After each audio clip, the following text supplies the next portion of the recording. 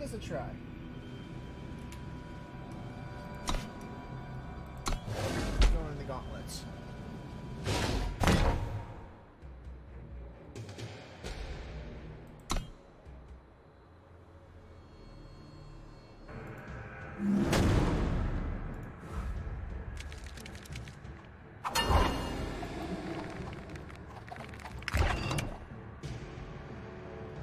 Begin by turning the volume on this music super down.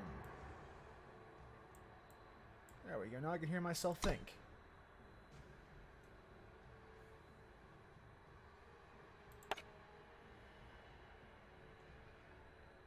Alright. One primal sigil and one time sigil, that's enough to get started. Oh.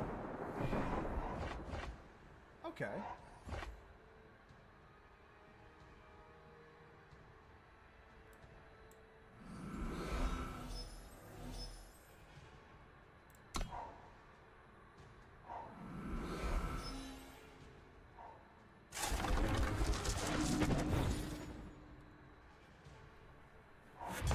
Hey Flail, how are you doing today?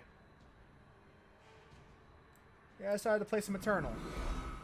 Since the wipe is coming soon for Arena, I'm just gonna hold off for a bit and wait for that to happen before I keep playing. Let's just get some cards raw.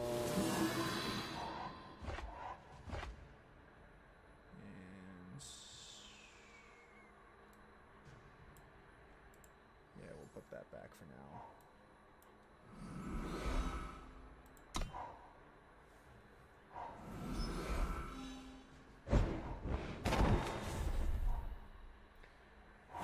I haven't actually put a whole lot of time in this game, so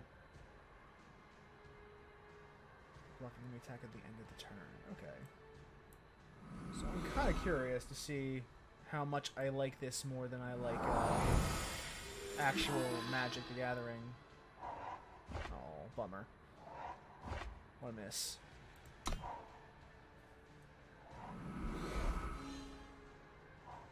The path has been set before you.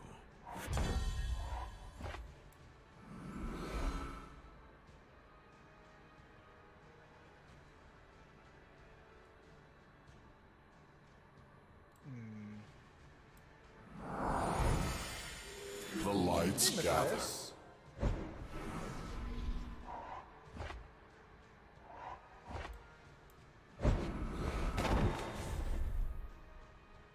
get the primal sigil.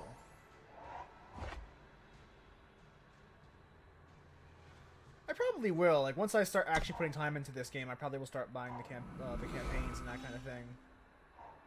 Focus, child. I want to at least play enough though to get the deck a deck going. He must not be freed. There's no point in attacking someone in my turn. He's got okay, sure.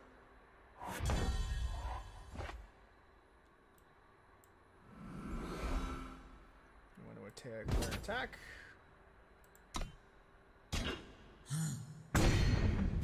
And we're going to shock.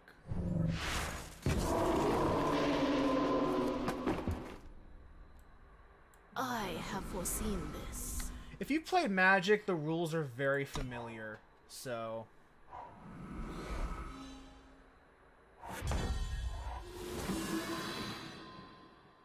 I wish I had known that card was there. Otherwise, I probably wouldn't have played so many card draw cards that early. I don't know what like the language is different, but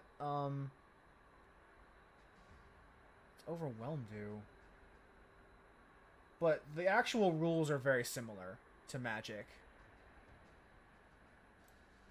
Which would you like? Oh, overwhelm is trample. Okay, good to know. We're gonna go for some flyers though.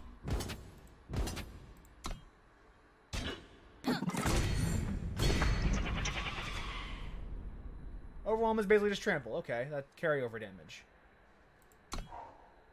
Oh, I should have played that. My bad.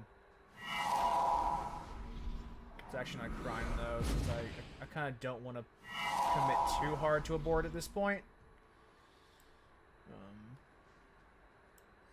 Actually, yeah, we'll spend some mana before we begin the next turn.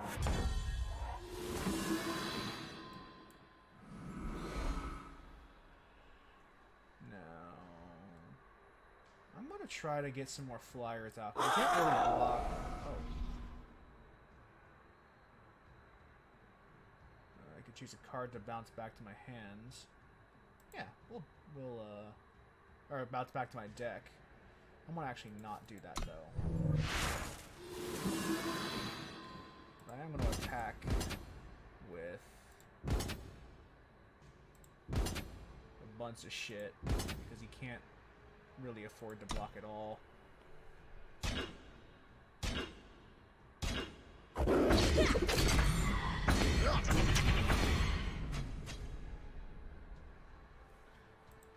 I think the sigil system sets us apart from the magic because the way it works, every sigil you play gives you devotion to elements, and as long as you have enough devotion, you can play them.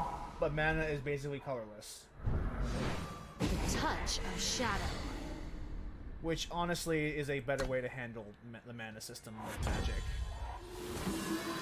Like, because I've played 5 time sigils and 5 primal sigils, I can play anything that requires that minimum number of sigils.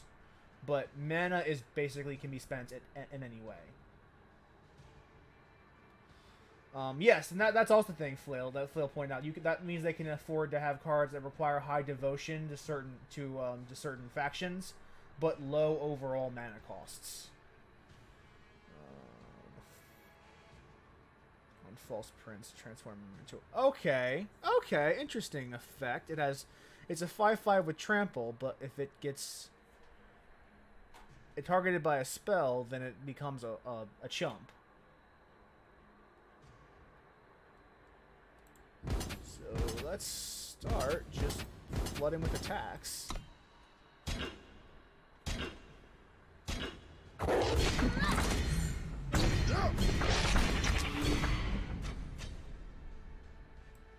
Time quickens. One of these on the board to get our power up. Yeah, it is an interesting way to balance the mechanics. That's annoying.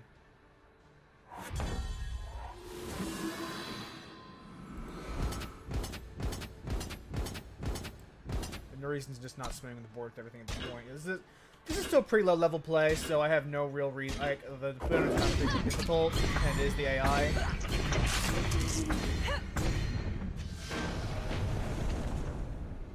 So we're probably not gonna get a whole lot of smart play, but this is still me generally learning the rules of engagement with Eternal.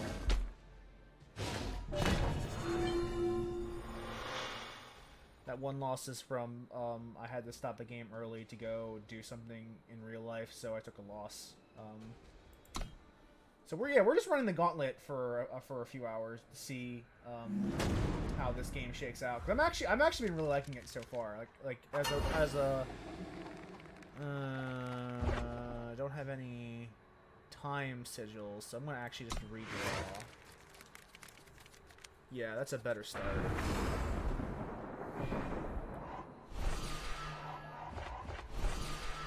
Oh, that's a nice start, actually.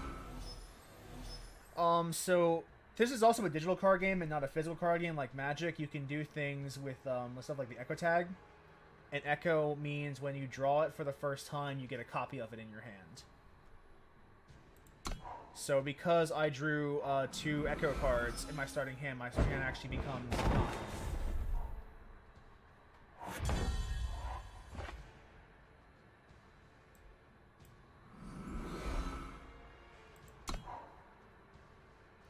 So, like, the other thing they can do, since this game isn't a physical card game, is to just balance or allow for effects that would be impossible on paper.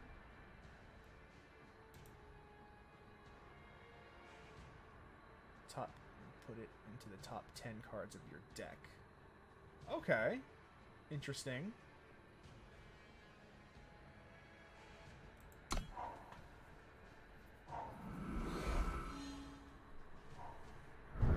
Okay. Touch of shadow. Ooh. Nice. Well thought.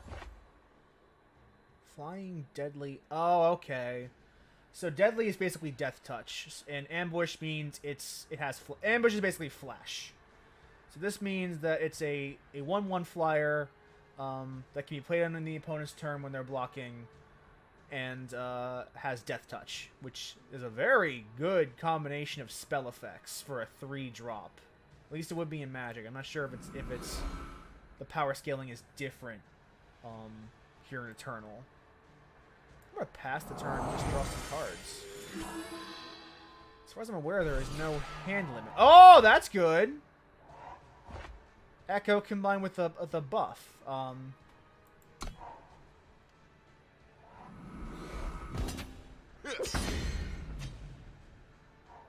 Order! Order! That's fine. I'm just gonna start going above.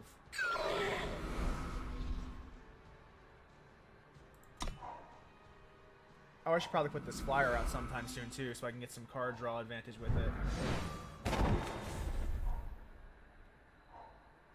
Oh, come on!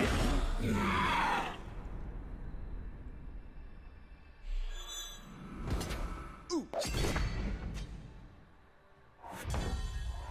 Yeah, let's start putting some of these out so we can get some card draw power buffs going in here. This is the default,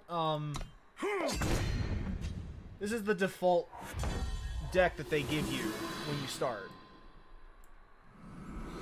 Just the basic, the basic time primal deck.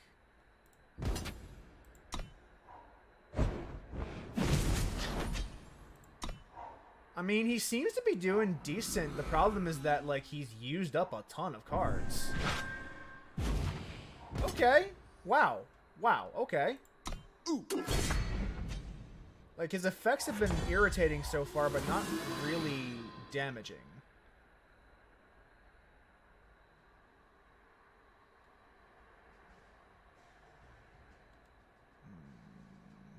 I'm 7 mana, so...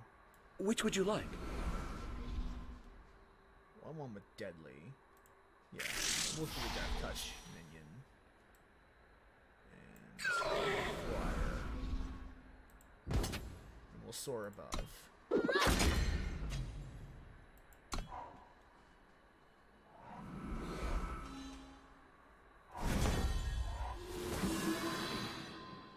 Oh, it's still silenced. That's unfortunate.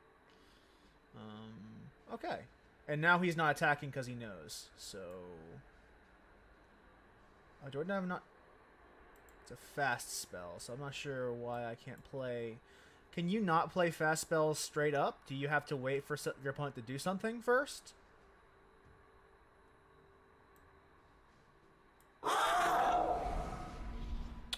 gonna try this. We're going to swing.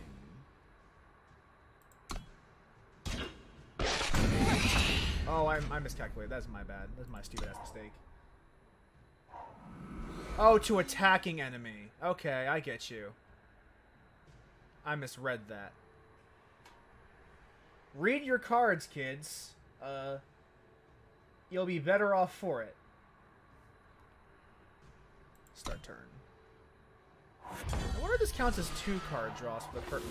Oh, it does for that purpose. That is very interesting.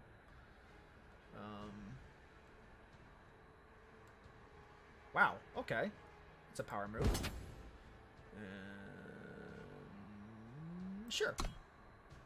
Put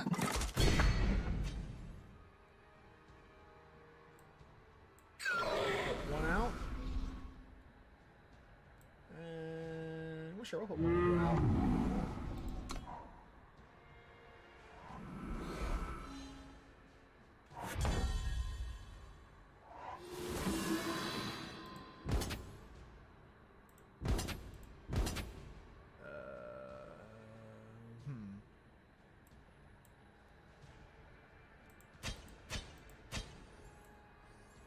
Now, what I will do is I will actually attack first, and then wait for him to do a block.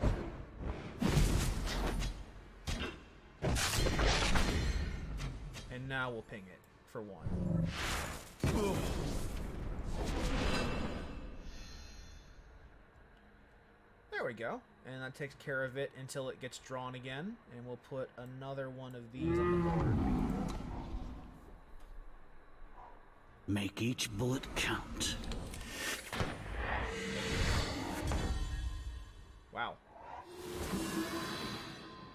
So... might as well swing for the fences.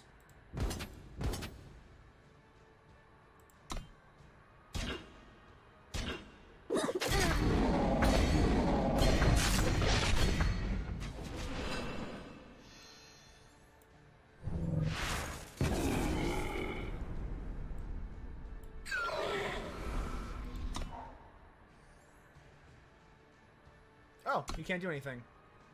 Let's just do it. 'Cause I'm not, like, unless he has a board clear, which if he does, I'm gonna be sad. Yeah.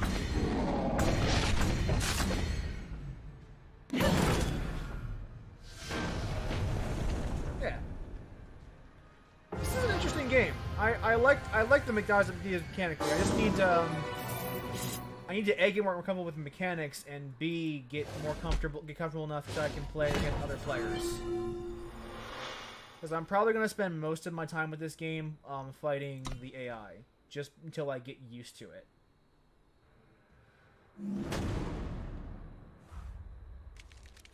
It is nice that they deliberately give you some low-level enemies so that you can just kind of, yeah, we'll keep.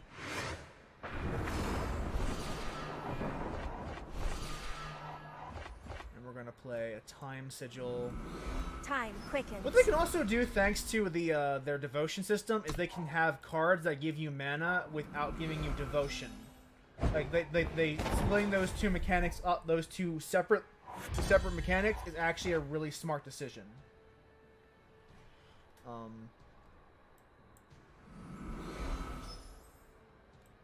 Yeah, should put this candle out. Swing for 1.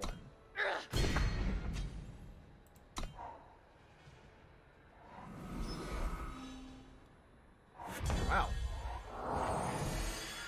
Someone seems to have been land starved.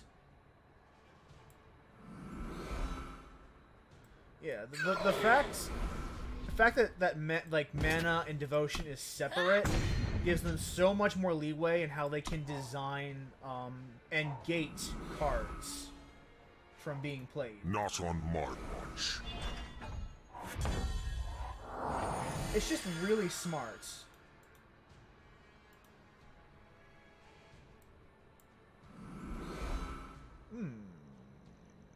They put another unit into its owner's hands. Endurance. It's basically a form of... Isn't that like a form of vigilance? Endurance? It's fine. I'll just put a big in and then swing over it.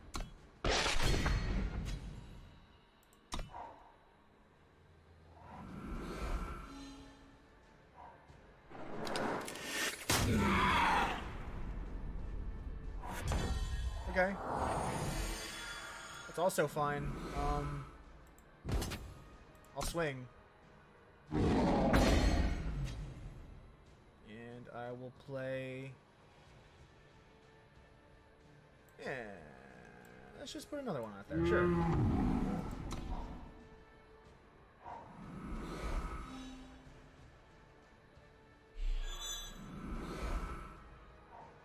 Happy hour is over. And now to be a dick. Step back.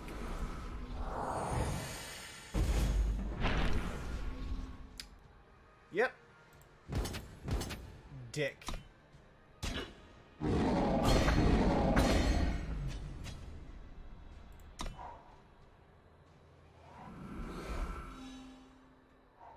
Not on my watch. Proud to serve.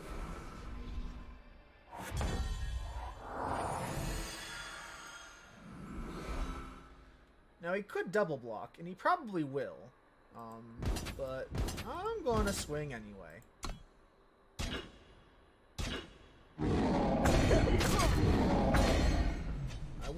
Didn't expect that, but I don't actually mind Which it. would you like?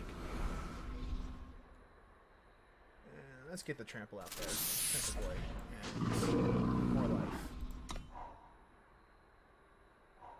I mean, you can definitely tell this is Magic the Gathering inspired, but it also clearly has its own influences, which is nice. Because if I'm going to play Magic, I would rather play Magic. I don't want to play that's in that standard.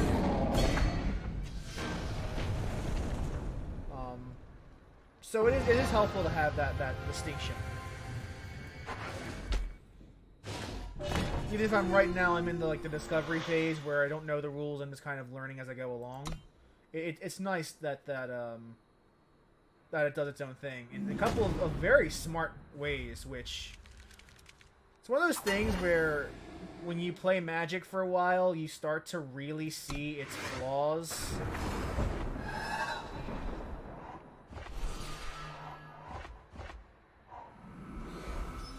And this game kind of addresses a lot of its biggest ones.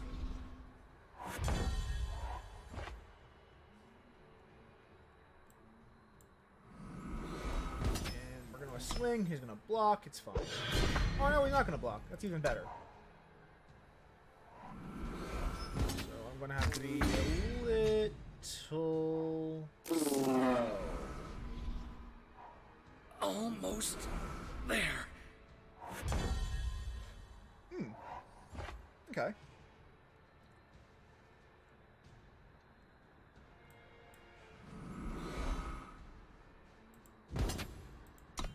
I'll block with block. It's even better. In your hand and deck by one. Interesting. I don't know if I should hold on to this or just spend it to shock one of the pingers. I mean, right now I can kind of afford to play fast and loose, so I'm just gonna ping rather than waste my mana this turn. Because right now the decks I'm fighting against are kind of low-level decks, and they deliberately set them. As Phil mentioned in the chat, they deliberately set these decks, from the looks of it, to be kind of weak decks that you're fighting against at the start. Because you're not. Okay. Good move. We're going to turn that into a 1/1.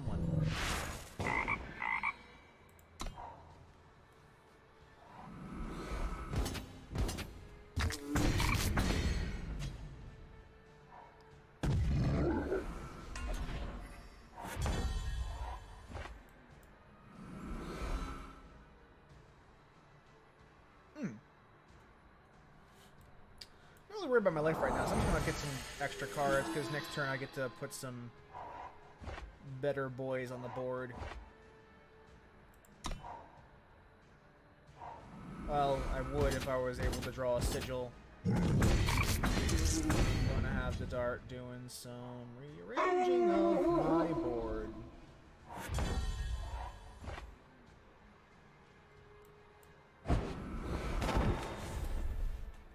Primal. Yeah, we want to have some devotion.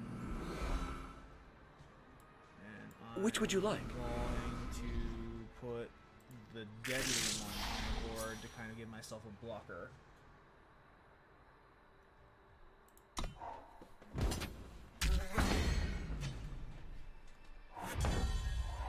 Yeah, this is the part where I start getting the advantage.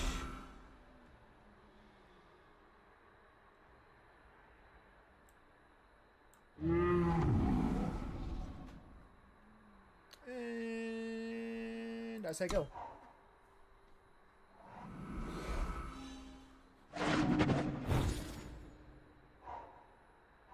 Oh, Scout is basically Scry, okay.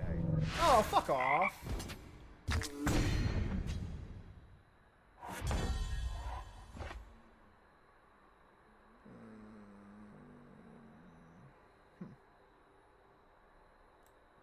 I have foreseen this.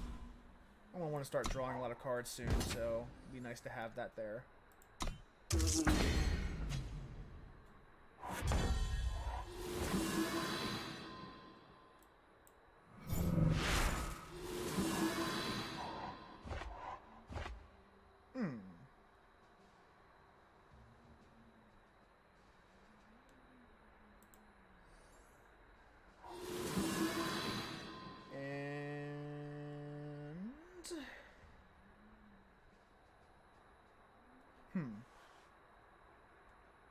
Interesting.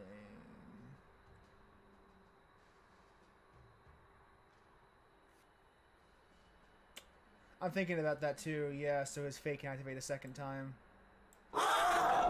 That's a smart idea. Yeah, we'll do that. We got card advantage at the wazoo right now. The lights gather. And thanks to Psionic Savant, I have a attacker, which I'll probably make use of. Let me swing these boys in the air, and then we'll decide what we do after that. Alright, so, since he's done nothing... Time quickens. Let's set up some defenses.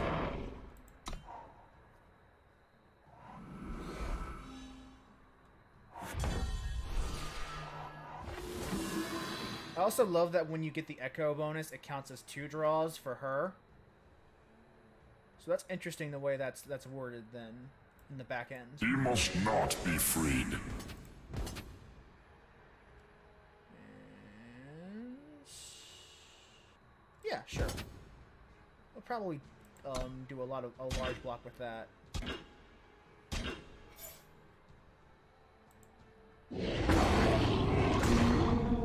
I don't really mind though.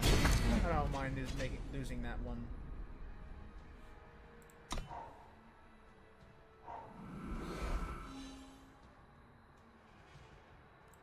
Yeah, sure, we'll play it.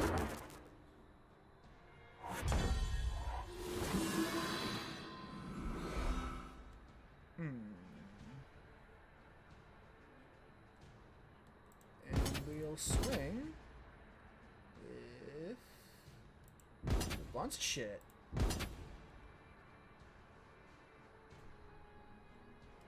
Fourth game.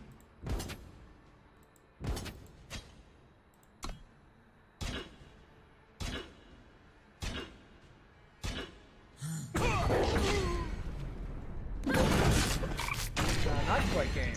Not quite game, but close.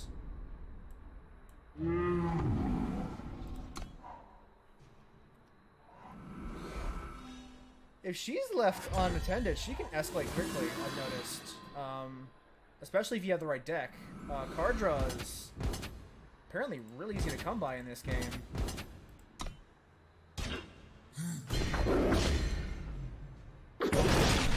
Yeah, I realized that too late that it wasn't lethal. I forgot about the 0-1s. Let's keep playing.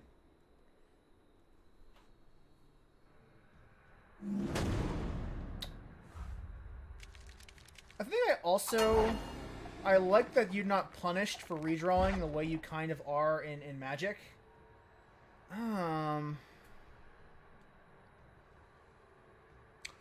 I think it's +1/+1.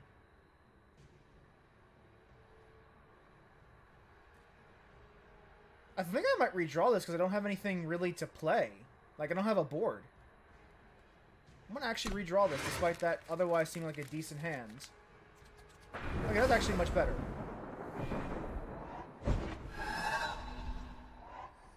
Actually, no, this is not much better. Though at least I have playables. And I will be able to escalate to turn 5.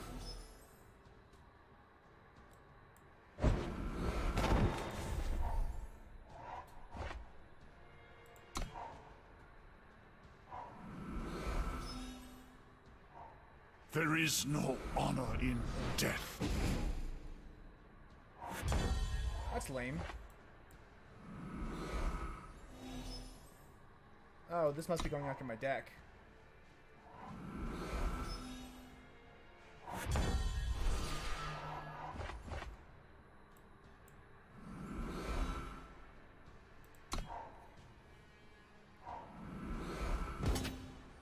A clock movie? What are you talking The about? ice is deep here.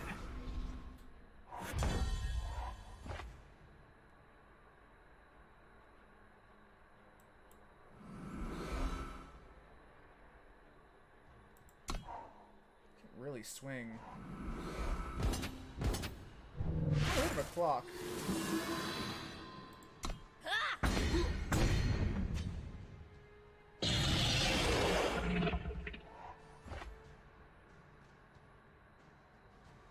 Oh, unfortunately I don't have the mana to cast that right now. But we'll be able to get I her have out. foreseen this. And either two things will happen. One, she gets removed or transformed, in which case, oh well. Or she'll start giving me some really big ups. Yep. That's okay.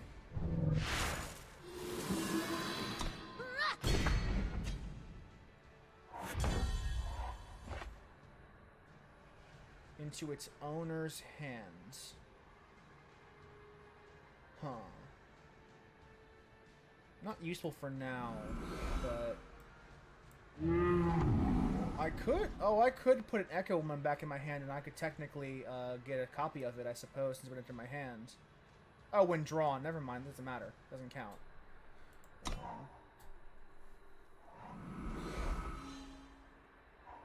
Your first lesson is how to stay I alive. also like that the Aegis modifier does not impact combat damage.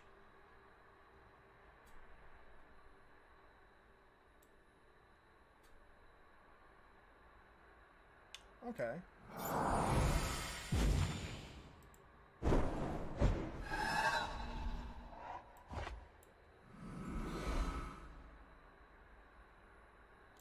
Aegis protected from one enemy spell effect, but not from battle damage.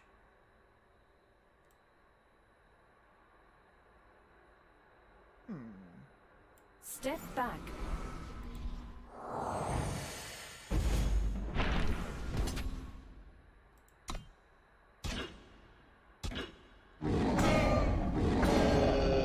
Okay. Did not expect you to do that trade, but 2 for 1 is always good.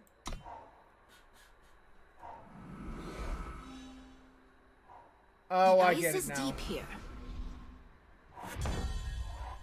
I get it now. Should be a 6/6. Yes. 6/6 with flying. And yeah, we'll swing. See if she actually blocks. Wow. Okay. Oh, it had Aegis. Yeah, that's good.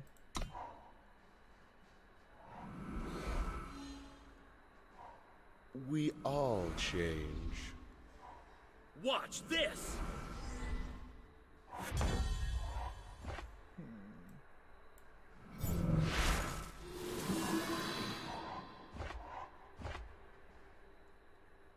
I'm actually gonna put this boy back to get the echo out of it. Then He must not be freed.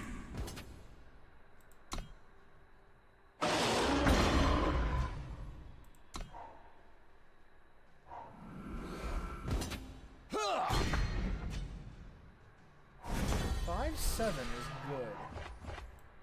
5/7 is good and strong. I'm gonna swing with both.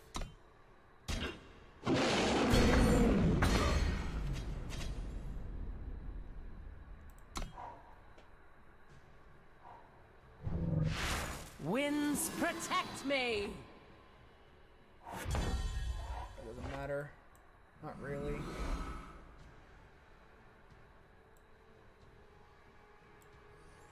Just gonna swing. as well swing with everything. Even if it's not game, it's still going to be hard to block.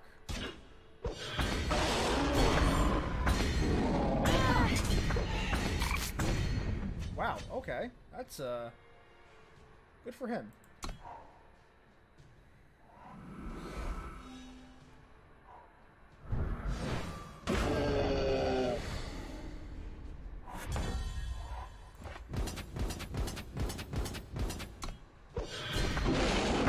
That's game.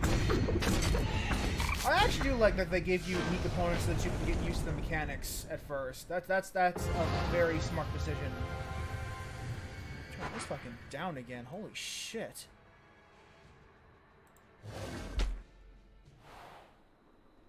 I don't know what these are. Are those like packs? Oh, those are packs. Let us turn this down again. Jesus Christ.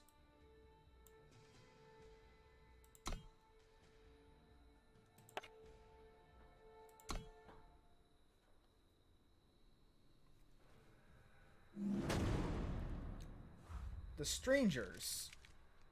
Well, this is a good starting hand. Yeah. Let's keep it.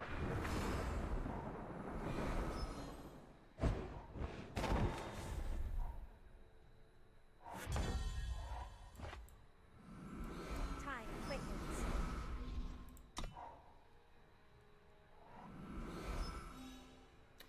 These opponents are still kind of low level. Oh. Strangers are neutral, but they give mana. That's fascinating. That's a cool idea for a mechanic.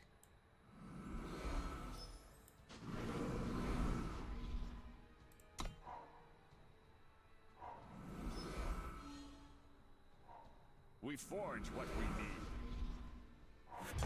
So he has a ton of oh, that's a cool thing with Strangers. They have a, because they give you influence but not mana.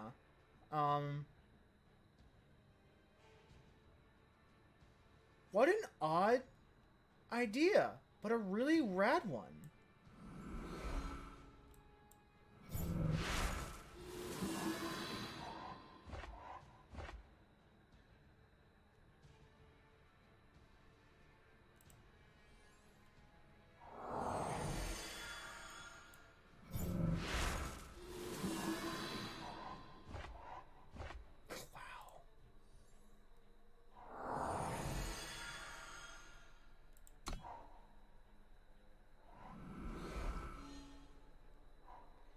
Yeah, he has a ton of influence. He could be. I guess this is how you would make, in theory, make a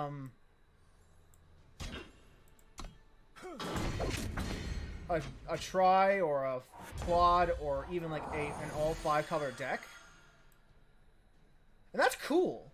That's a legitimately cool idea.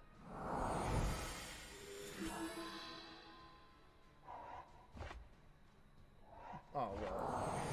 Okay. Time quickens.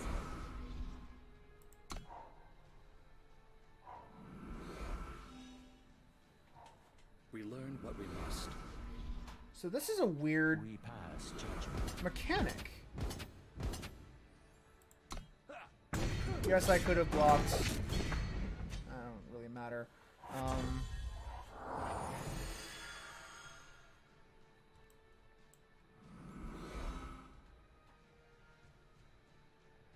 Oh, this is a fast spell, so I can wait for this to, so I can wait and see what happens. So yeah, let's actually just play a strong boy. I wonder what the end game of this kind of deck would be. Oh, we're gonna block. We're gonna block. I'll give up my power just to trade, I think. I think I do. Yeah, I'll trade. Because I don't really need that mana. I won't need that mana in a second.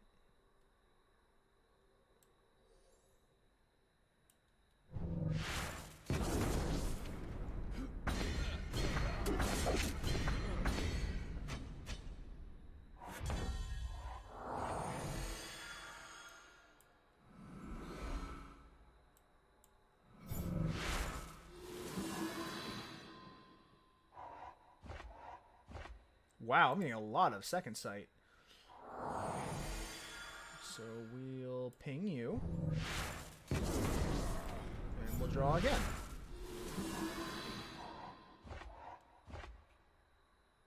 Well... I'm getting a lot of sigils. I want to decline it to attack as of right now.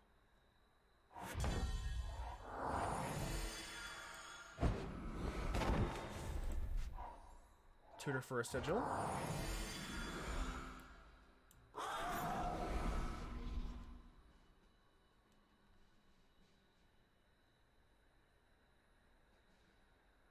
I don't have any incentive to do this. If I swing and he blocks, it would be...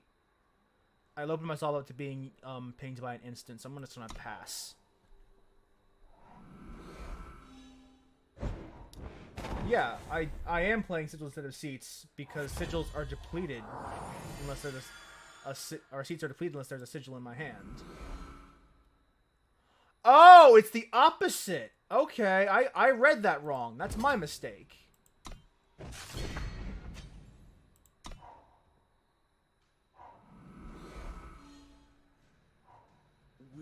You play the seats first, then the sigils. Okay, I get it. Now we're cooking with gas. Getting a pretty bad draw this this round. We learn what we must. So basically what strangers are is a form of influence fixing. I would like to stop drawing sigils, please. And start drawing the cards I actually want to play.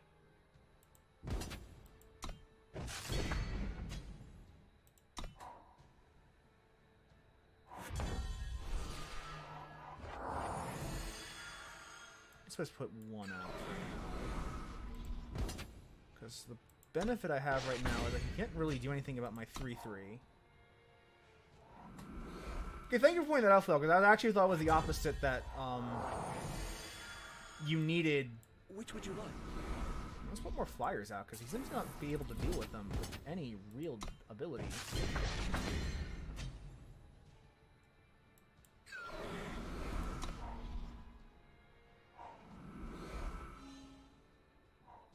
We shall find a way.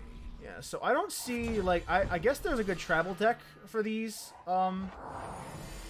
No, this is called Maternal, Kelly. It's made by people who were pro Magic players.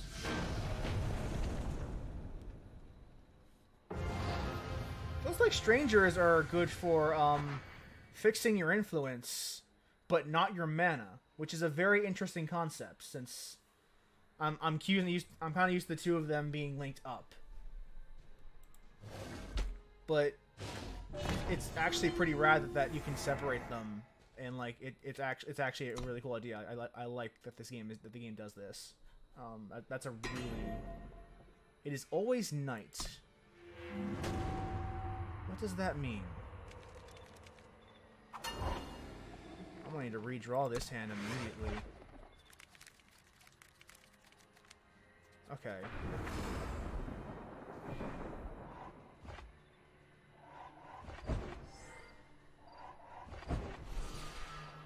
Create a snowball. Oh, that's what that means. When you start a turn night, you can gain draw this little card and take 1 damage. Okay, that is pretty rad.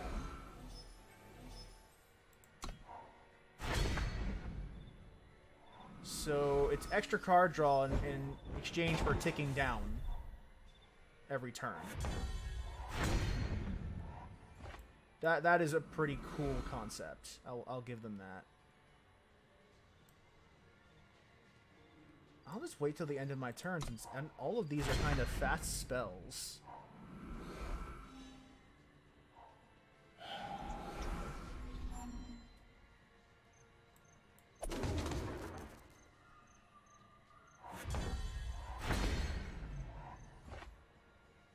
I'm not getting any sigils now, and that's kind of worrying.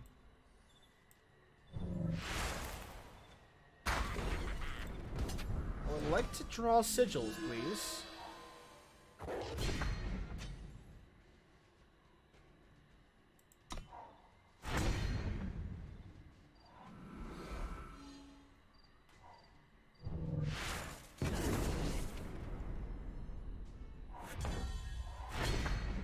There we go. Now we're starting to get some gas. What gave it away?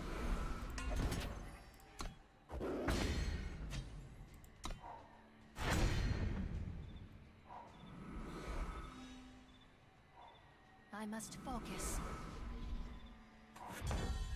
Lights gather.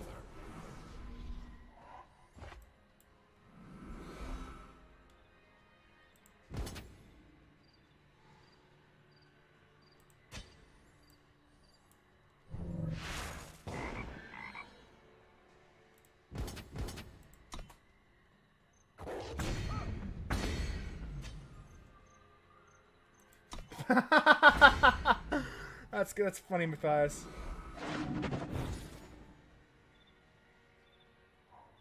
You're not on the list. Okay.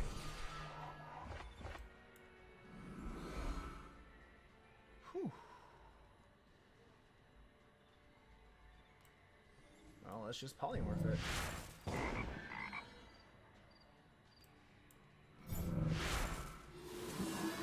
The lights gather.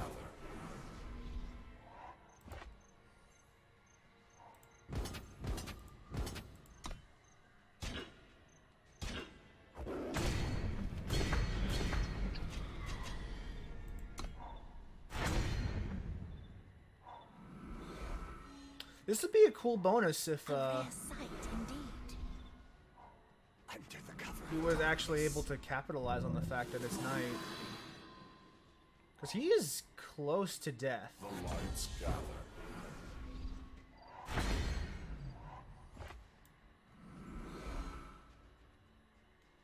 Create and draw a oh. Let's...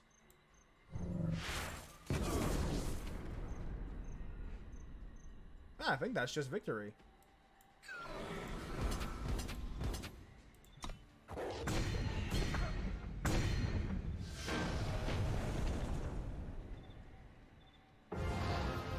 Yeah.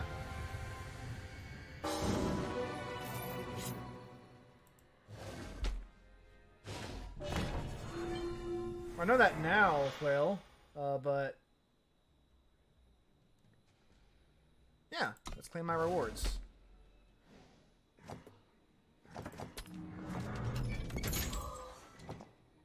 A pack? Oh. That's an okay card. Probably something more aggressive, though. Ooh! Okay. That's a power move. That's a powerful red card. You read silver and gauntlets.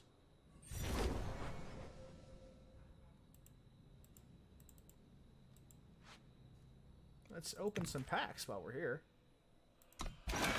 Fall of Argenport. Are these expansion names?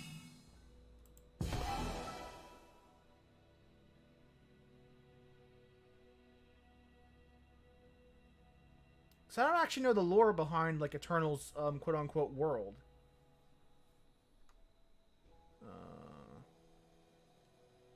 Huh.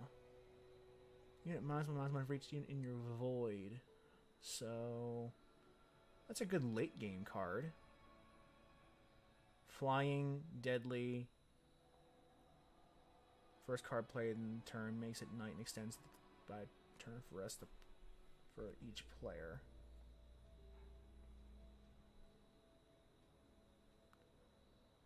So, okay.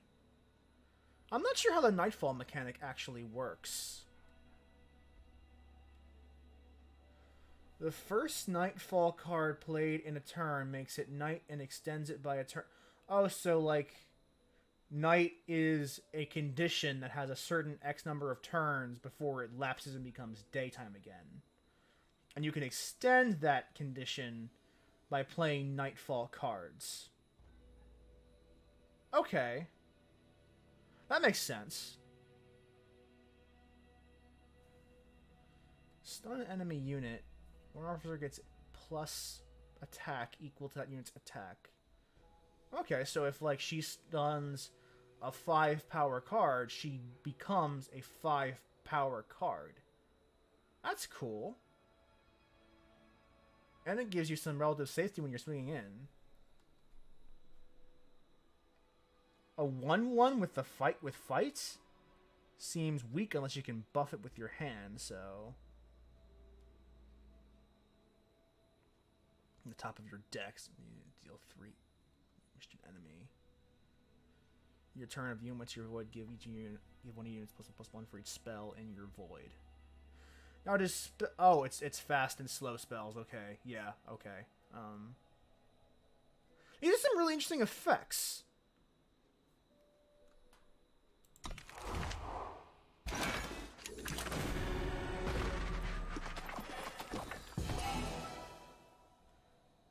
Units you draw get Aegis, so it's like protection from the first spell cast on it. So every turn you get an Aegis. Okay, yeah, that's Divine Shield, except not with combat damage. Depleted isn't usable the first turn, so it taps. It comes out tapped. Transmute 5. When you reach 5 max power before playing this card, it becomes a new card. Oh, that's a cool mechanic.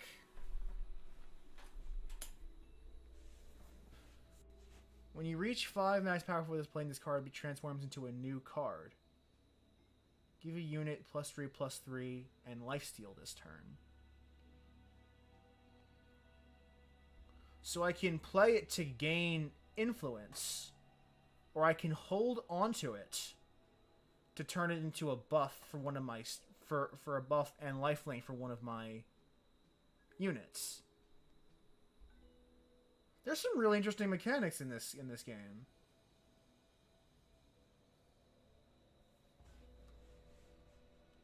That's cool. Play a spell, deals 1 damage to. There's my gutter snipe.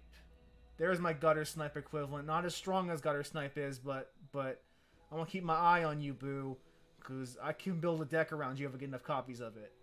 I am the asshole who would do that, and you guys know I'm the asshole who would do that.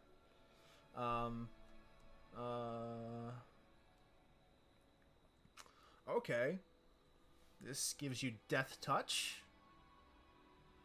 Pay its spellcast cost. So if I pay this for 5 instead of 3, I give First Strike to all of my units this turn on top of playing. Huh. Okay. These are some really nifty card designs. I kind of like the design space that the people who made this game are inhabiting.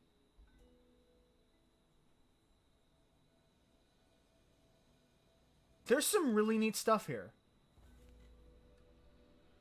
I want to have to give this some more time to really get my head around, like, the deck building tactics in this game. But I'm really into the design choices that they have been making. Okay, so if I have 3... Okay, so these champions have effects. I assume there's a cycle of champions for each 2-color combination, judging by what I'm seeing here. And so it gets +1 power this turn if it attacks while I have 3 red influence already. If I have 3 yellow influence, it has a static +2/+2 effect.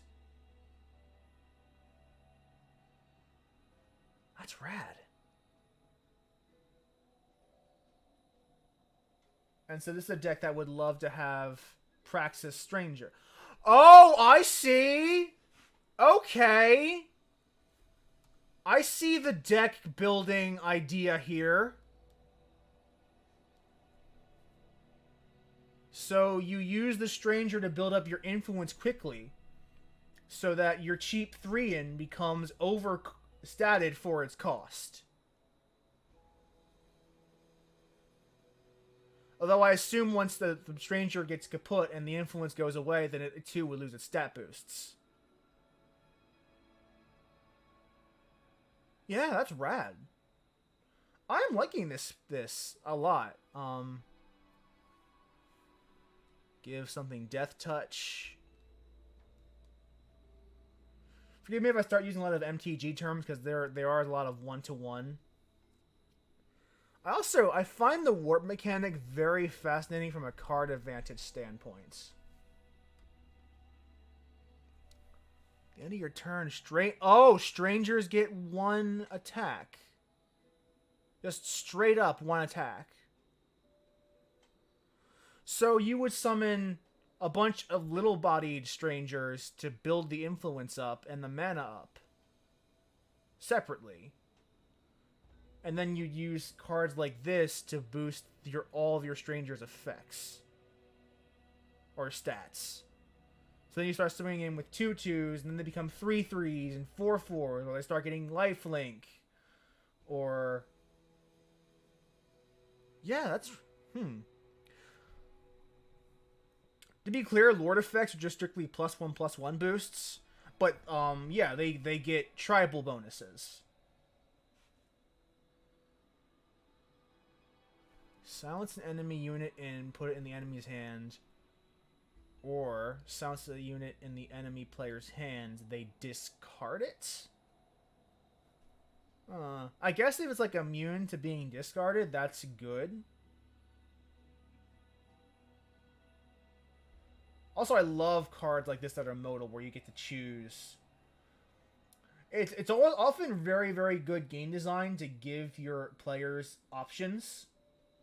So cards like this that have more than one use are usually pretty interesting, or at least very healthy cards to see in the game.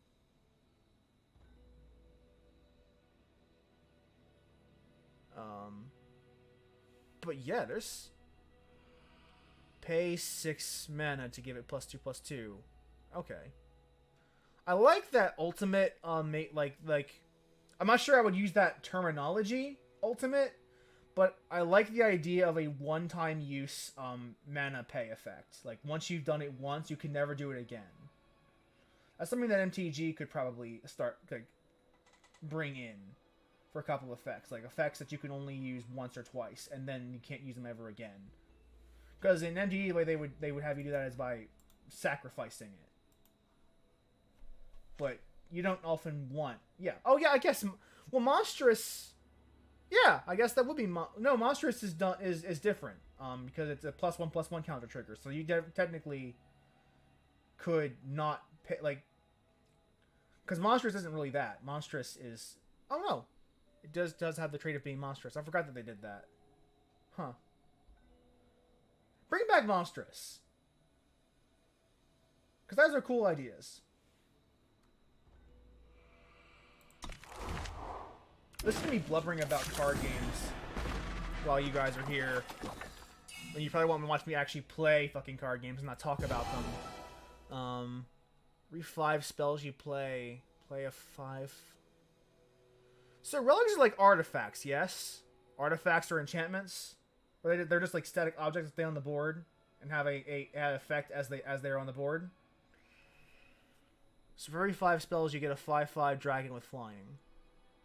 I can see a deck built around this card.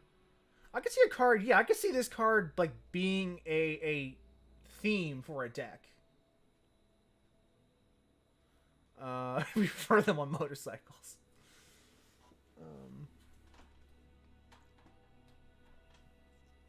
See, a 1/1 with first strike is actually a pretty decent starting card. Negate enemy spell with... okay, so this is a counter spell. Or kill an attack... a counter spell with a modal choice. Interesting. Because the drawback of playing counterspell in Magic: The Gathering at the very least is that usually they'll just say counter target spell, and while you can't ever use that to advance your own game, you can use it to deny an opponent their game.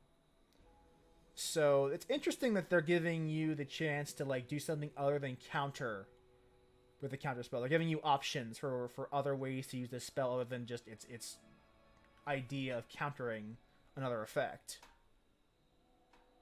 Although it looks like 4 seems to be a special number for Elfin's or Island's choice. That's interesting. Interesting because it gives you deck building options when just considering that card, because you might not want to play a straight up counter spell. You might want to have that in so that when it comes time to play in the board, you have a more likely chance of actually using the card.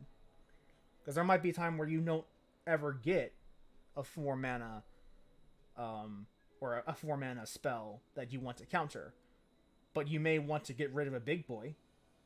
And if you don't ever get a chance where you can do either one of those, you're probably in the winning position. Interesting. Play 3 1/1s with flying. Seems like a bad card for that high a cost.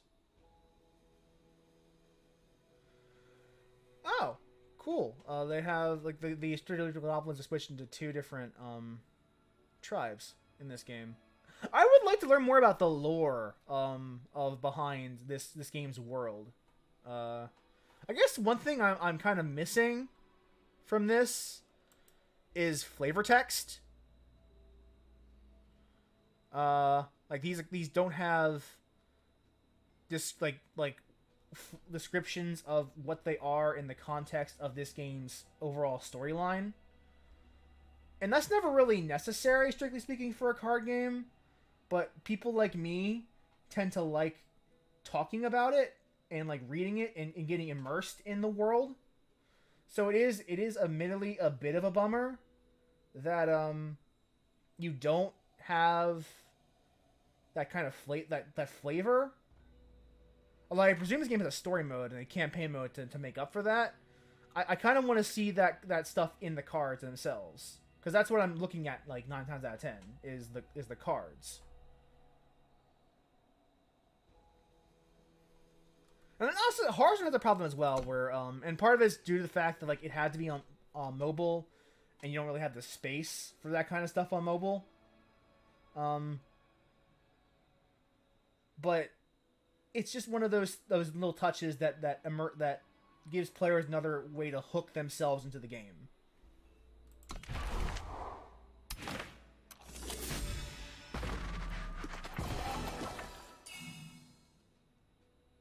Alright, free on your first turn.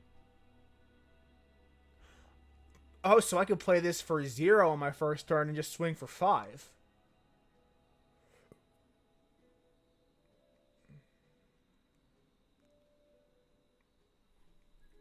That's cool. If you actually pay mana for it, this card is bad. But if you top deck it, that's 5 less damage you have to deal to your opponent later. And or it's an early game chumper that was taken out. And either one of those is usually a pretty good for you. Even though that does cost you a card in your hand to do that.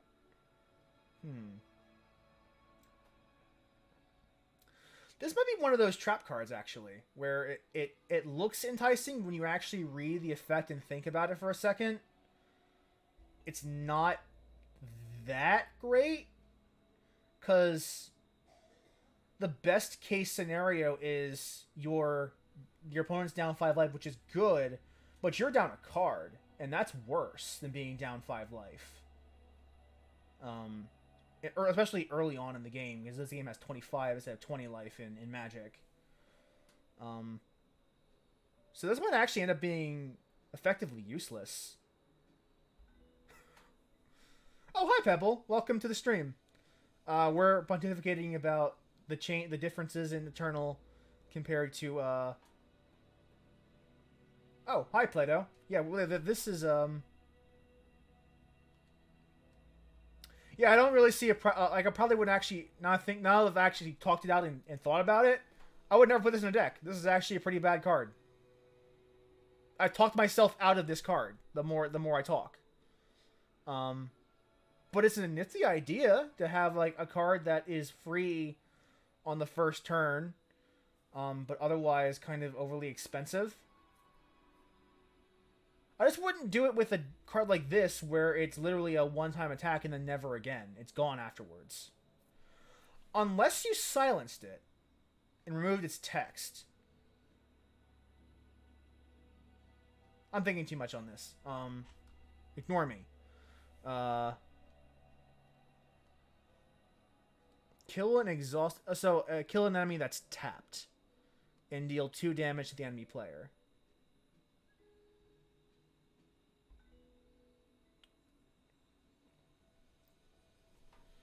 You need to draw 2. That's a deceptively good card. Give it a jobber.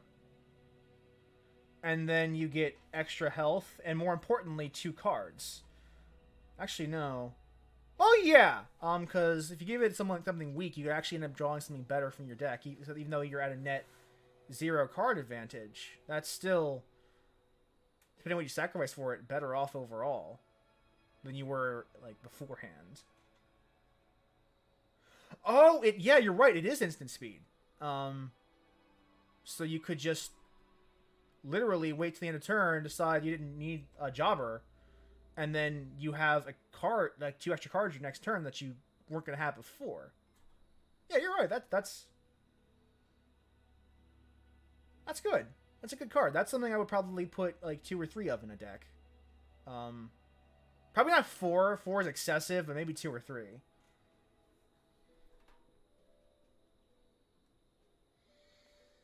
Yeah, this is a solidly built game. Like, there's a lot of really, really well thought out cards in this set. Enemy's health becomes 7.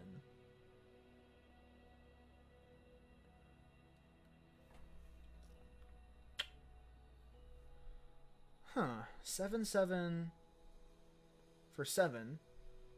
And when it dies, enemy's health becomes 7. I mean, a 7/7 for 7 is usually good no matter what the, no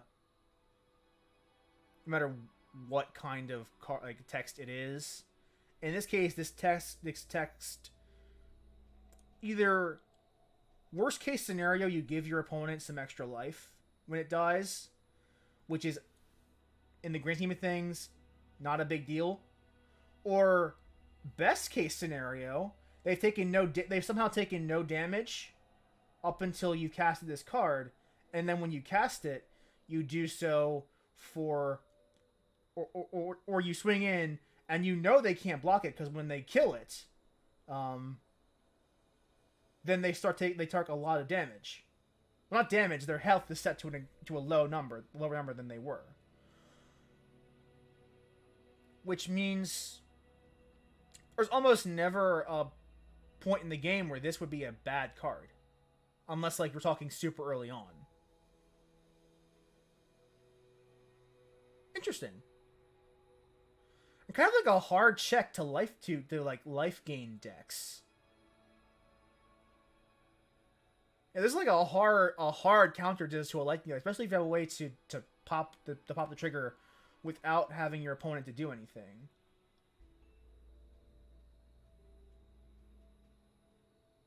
This is a good way to piss somebody off, which makes it a good card.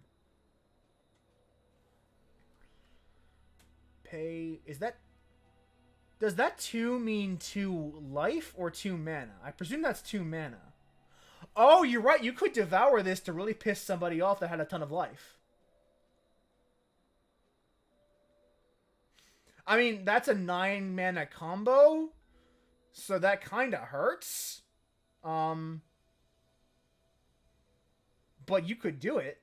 And And depending on the deck you run, that could even be preferred, actually. Okay, so pay is mana. Pay 2 mana and exhaust Blind Storyteller to draw a card. Then discard. That's a solid 1-drop. A good way to cycle through your deck.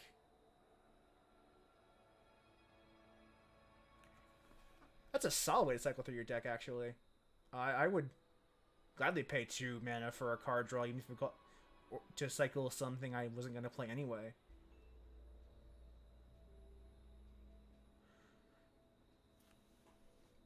I mean, obviously not every card can be a winner, but like there's a lot of really, really well-designed cards in this game from what I've seen so far.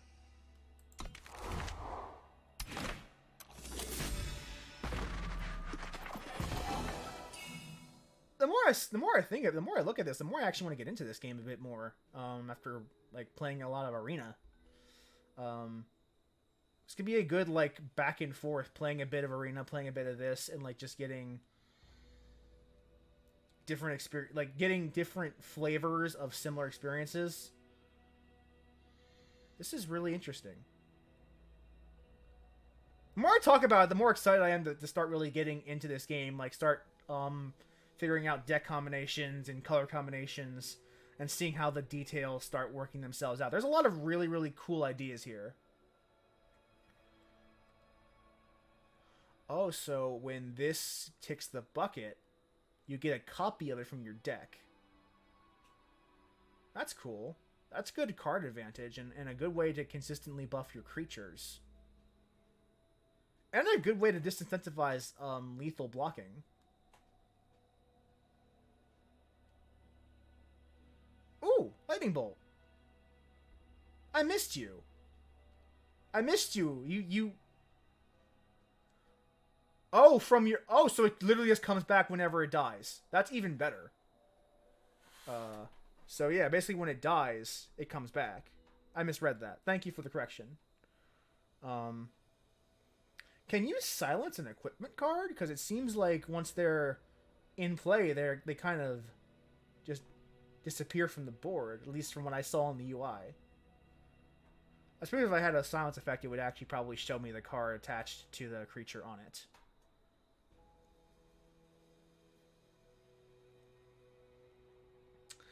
Yeah, I don't think Arena will ever be as good as physical. Oh. That's fascinating. If you silence a creature, all the equipment on it goes away. Or gets silenced as well.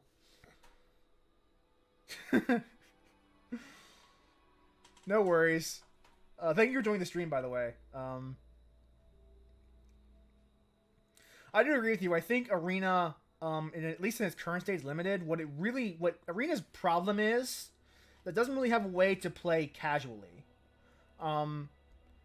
At least as of right now, what it needs is some sort of friends list and some sort of ability to play with your friends in a non-competitive format. Because I love playing. I love just jamming out some games in Arena, MTG Arena, but it's exhausting. It kind of is exhausting to have to play like with my brain fully engaged every single round, because if I lose, it starts tanking my ranking. I just kind of want to be able to say, hey, Flail or Matthias or someone else, do you want to play a casual game for a bit? And then just say yes, and we can just talk on Discord or something as we play some Arena.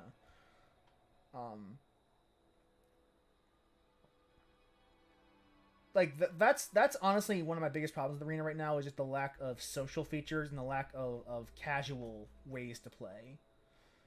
If they could, probably one of the best things I would want Arena to have, I don't know if this is possible, but is like some form of house rules. That you could, like, when you're playing a friendly match, you could fuck with the rules of the game, so that you can do some really cool things. I think they will probably add sets to Arena later. But it seems like Arena is a very standard focused product, which is not bad.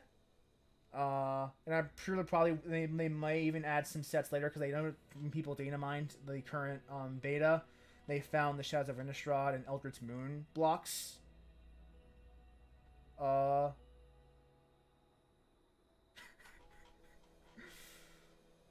Oh man, if this game added house rules too, that would be badass. I would love to like.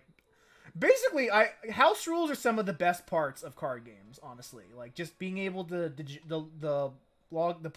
put your friends, like you and your friends together, put your decks down, and you all like you agree to follow the rules except for a couple which you all agree you make the game more interesting if they're ignored or changed or tweaked a little bit.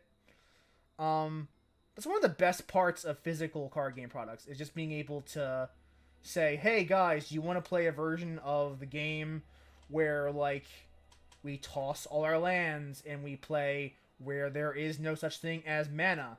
You just play cards. And like that would never like that's a bad like competitive scene. But if you're playing with your friends, who gives a shit? Just do it. If you want to do it, just do it.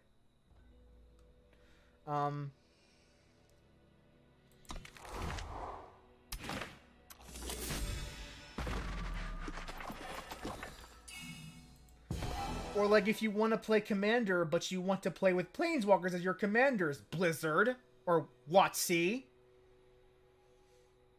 then you can just do that if your friends agree to do it.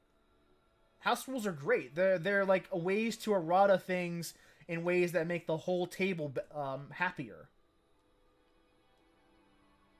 Kill a unit with 3 or less. For a 1-drop, that's not bad. Also, even if you don't do the Stranger Tribal synergies, there's still a benefit to playing them because you get the influence fixing out of them. Like, mana, and I find the idea of fixing your mana and fixing your influence separately to be very, very fascinating as a concept. Like, just honestly, just separating mana from influence, like, or from devotion to a color, is a very intriguing concept for a card game. So I'm very happy they thought that through when designing Eternal. That's really clever, and a way to really, and also a good way to kind of compete with the idea of Magic, where I had an island, but I tapped it already, so all these blue cards in my hand are fucking useless right now. It's a good way to compete with that problem. It still has a problem where you still have to draw into mana, but it's not really as big an issue when you can when you already have that fixing kind of implied in the cards. But yeah, let's keep going. I'm kind of enjoying what I'm playing so far.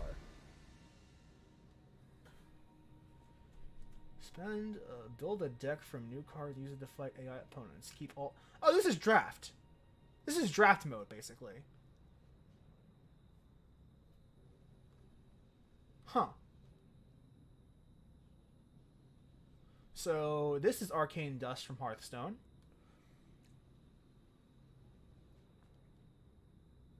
Yeah, I saw a couple of those cards in some of the packs I opened, Transmute, where they are otherwise lands, but once you get a certain devotion, they become playables. And that is a fascinating idea. That something like Magic might even want to take advantage of it at some point, because they already have double-sided transforming cards. It wouldn't be that much of a stretch to have a land transform mods in your hands. You just wouldn't be able to show it to your opponent, or you wouldn't be able to read it. But presumably, if it's in your deck, you know what it does.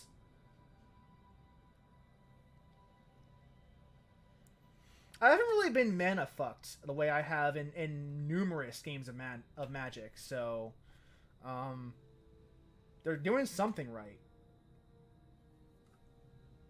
I also like that mulliganing is free. Mulliganing kind of hurts in Magic. Draw 2 cards and put a card from your hand at the bottom of your deck. We'll get this. Cards 2 cards of their choice from their hand. I guess the thing I find interesting about Eternal is that so far The card effects seem to imply that every match is a 1v1.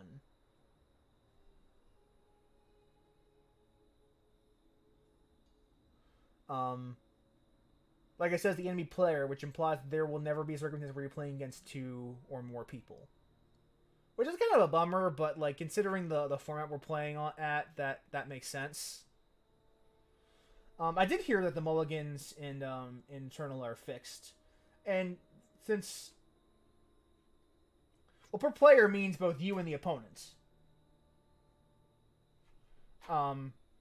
There's 2 players in the game, you and them. So per player would mean both you and them get the effect. But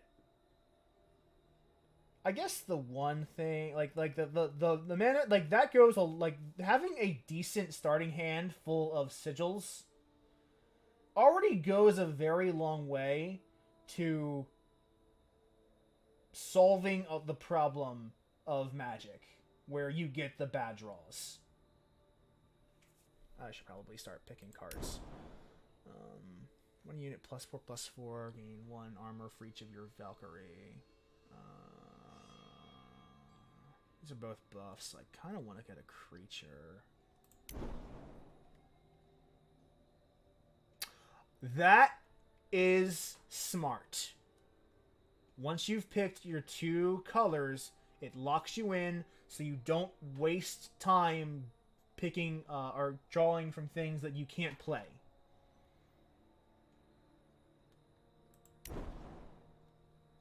That is a very clever idea. Flying and trample. Yeah. I need some spells.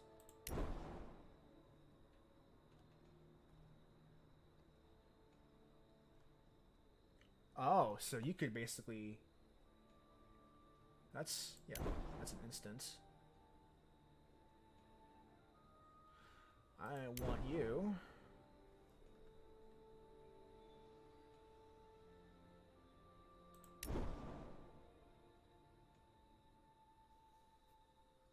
Card draw is always good.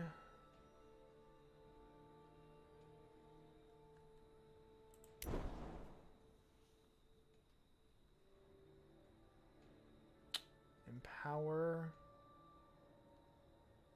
Okay, so when I play a sigil, it stuns another unit. I'm gonna put the Yeti instead.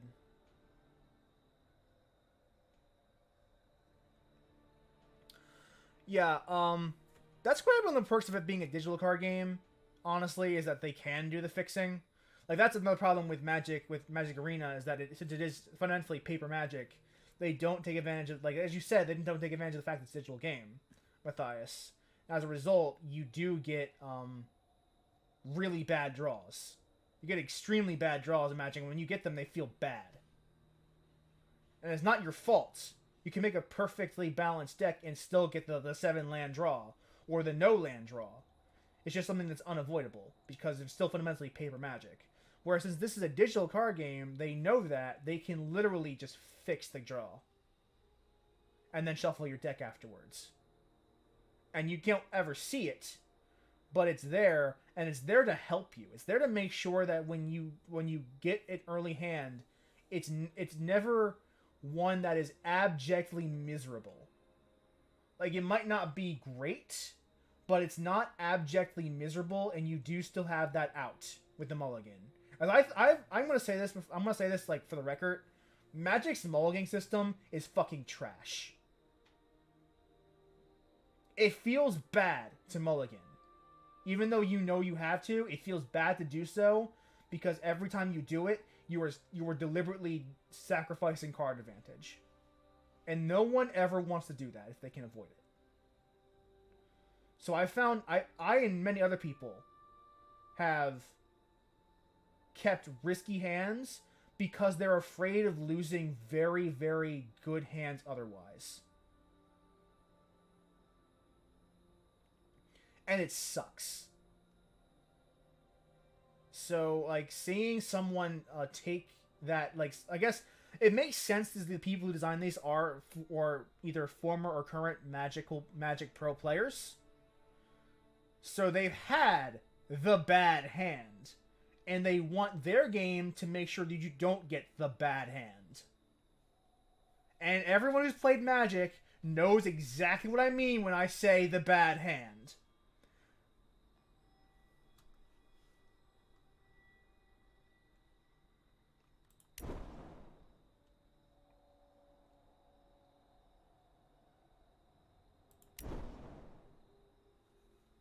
Endurance and lifesteal. That's a good combo.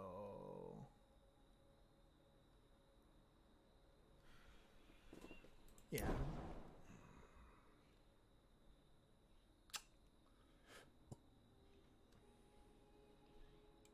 That's a good card. I might get some equipment at some point, though. Units you draw get flying. Ooh! Okay. So, it's just a wimpy little buff for 1 mana, but if I hold on to it for a bit, I can play it for 5.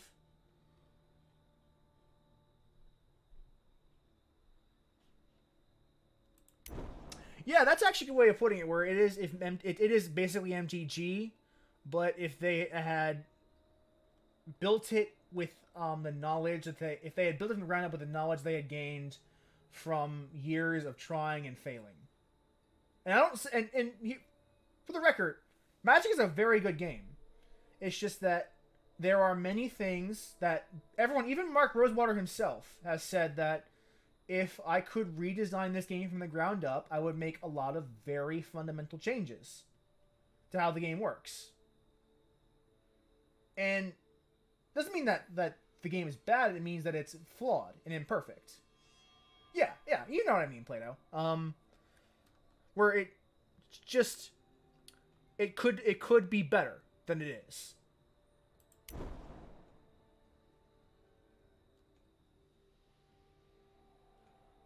Interesting. If you sacrifice a unit to play it. Summon Scout. Scout is basically Scry 1. Pay 6 and sacrifice it to draw 2 cards. Oh, so it's an artifact that I play it gets Scry 1, and then I can pay 6 and sacrifice later for 2 cards. 6 is a lot for 2 cards. I might actually go with the concoction.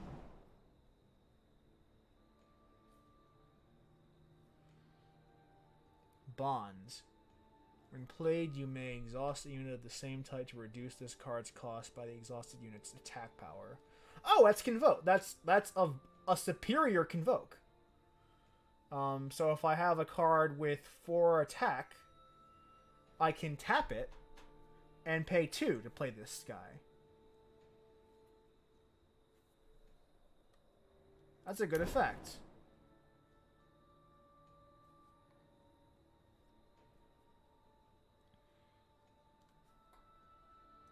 You may discard a card to create and draw a second sight.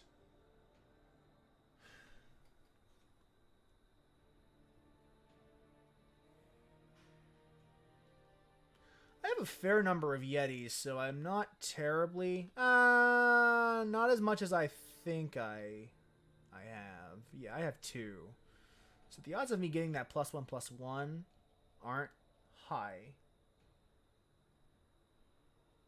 I might actually I'm going to go for the Potent Reader, because it has flying as well for a 1/1, and I'm much more likely to get that second sight than I am to get that +1/+1.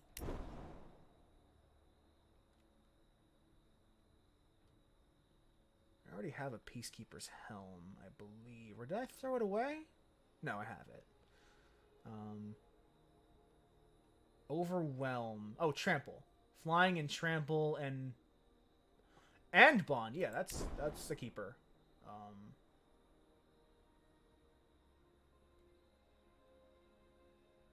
don't have any dinosaurs, so I can't really make use of that. Aside from his copy effect.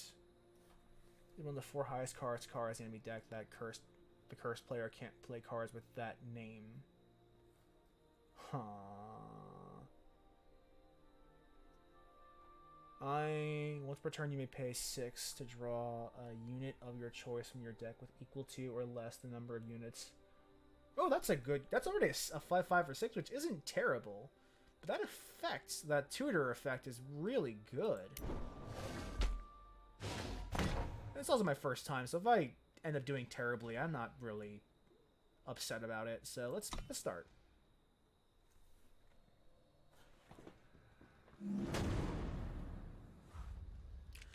What if this is against AI or against actual human beings? This looks like a good hand, but I want to redraw this. I also want to get some primal sigils. Yeah. Better, but not great. I might have went a bit too high cost in the cards I had in my hand. I'll make you proud. Now, can you answer the question if this is against an AI or a human being? Okay, so this is AI. Okay. I like that they give you draft options against the AI. That is smart. I fly for the throne. It is very smart to be able to have drafting against the AI. Because that gives you a place to practice.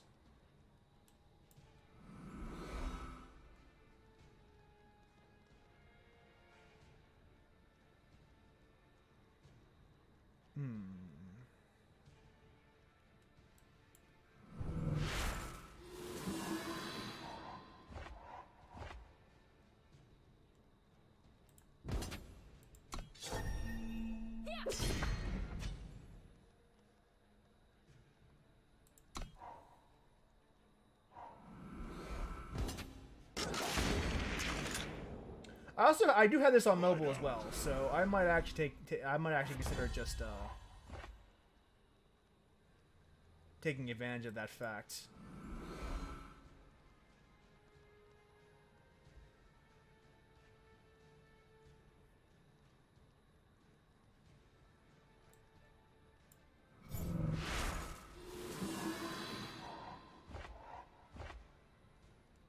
Okay.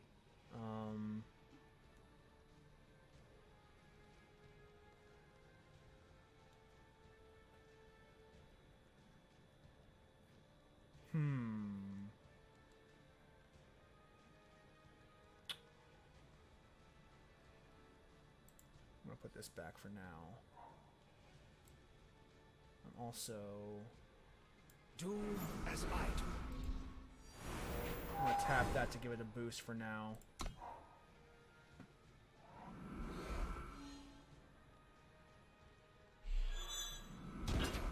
Oh. That's unfortunate.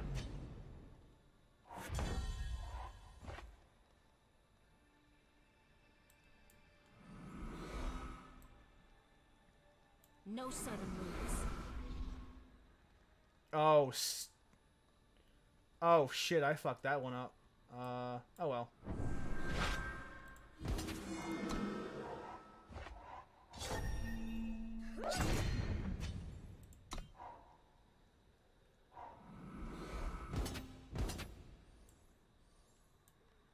I might as well. Fight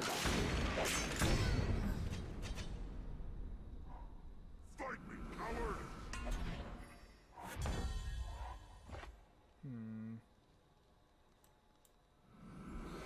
I might have made a bad deck.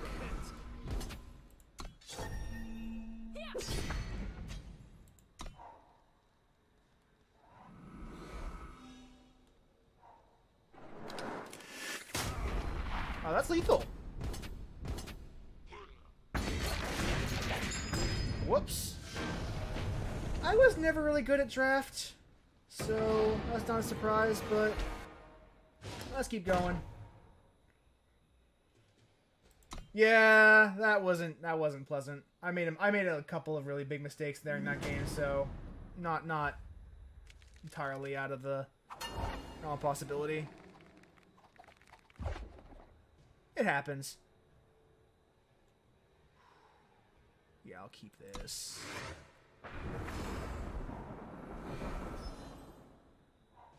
Time quickens.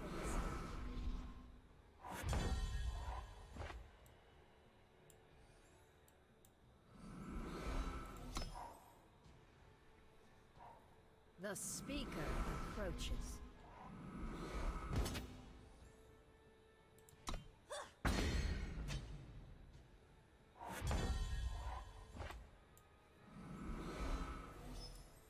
The spirits speak it so.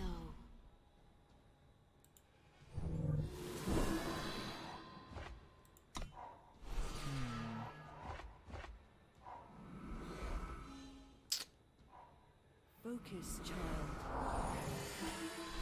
I wonder if I could tap bonds. Or tap a bonded minion. Like, I could bonds to play him, and then bonds to play him with this.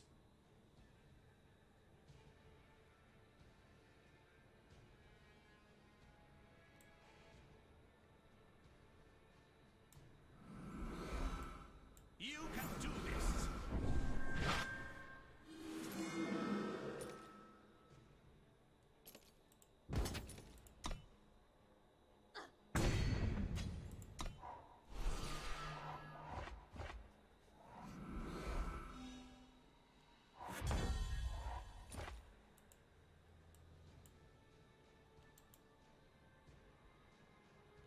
Okay.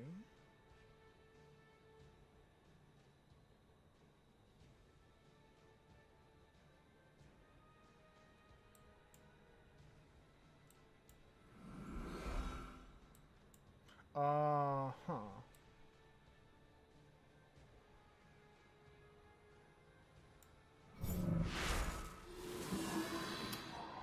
Oh, I see why I fucked up. Okay. Yeah.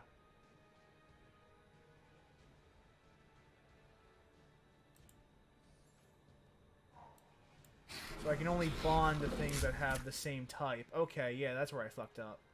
Okay, that's fine. Now I know. Yeah, live and learn.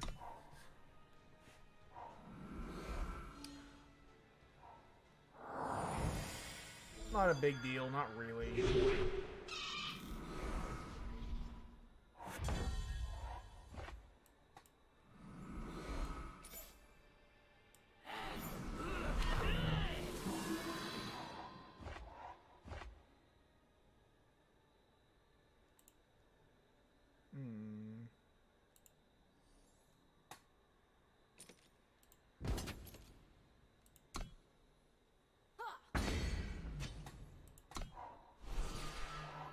Yeah, like at the very least, like this was free. Like the draft was free, so I'm not out any cards.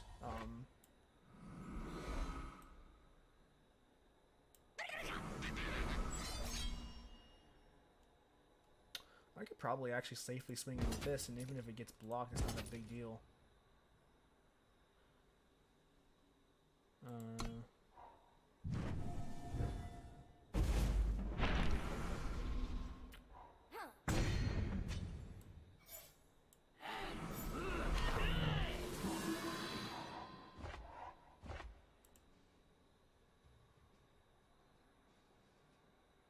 Oh, that's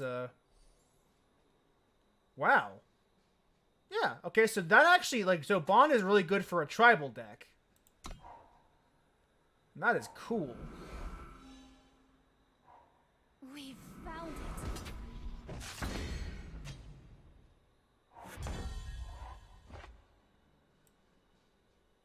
Be redeemed.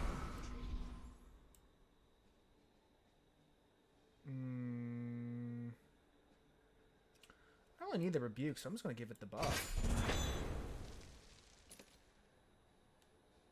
So he's got 3 attack power. So let's just No, it's not worth attacking. Oh, I must attack with it. Okay, it's reckless. It has... That's fine. Interesting.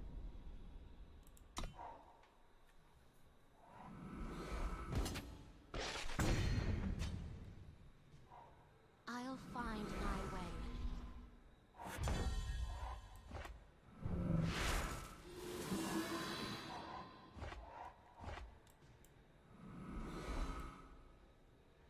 Do as I do.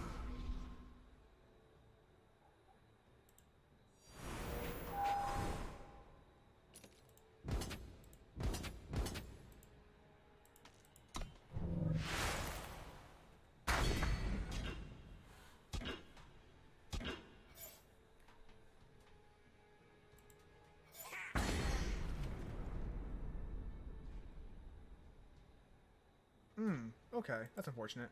It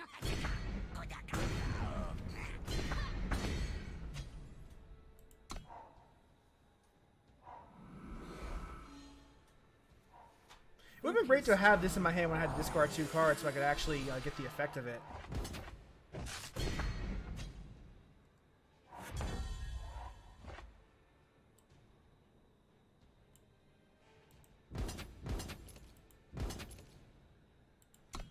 So I'm gonna hold on to this so that this gets destroyed. Or nothing gets destroyed, and I'm fine.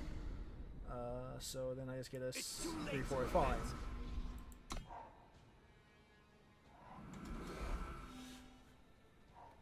Ah, an unexpected find. So what is the effect that gives all of her sigils? Okay, your power cards have Echo. Okay, that literally doubles her mana gain. Secure the gate.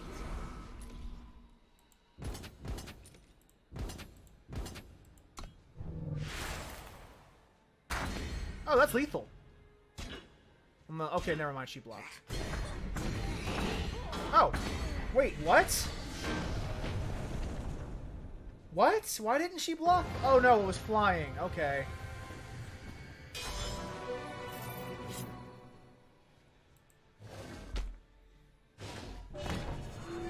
Alright, we got some time for some more games.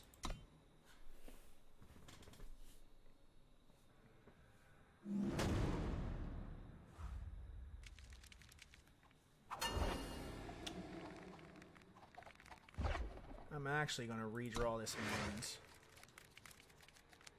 That's a better spread. That's a better spread.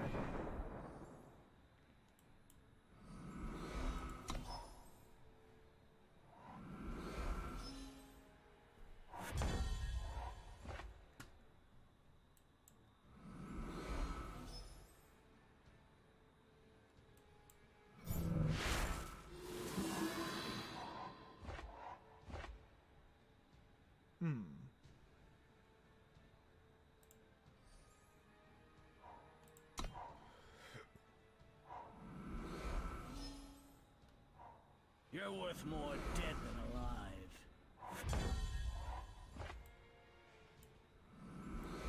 Be redeemed. All right. It's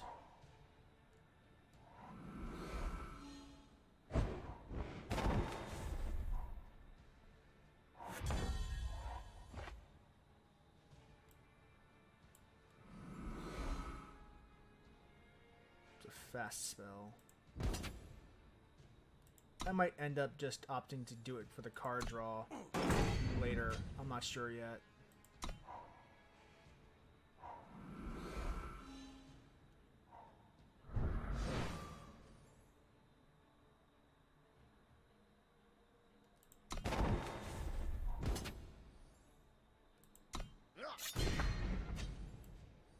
Yeah, I'm just gonna play it to draw an extra card. Yep, that's what I needed.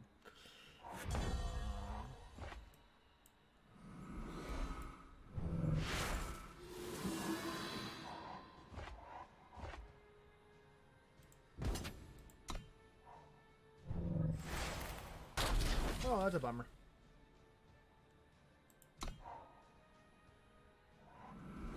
6'4" with flying and trample. He's searching.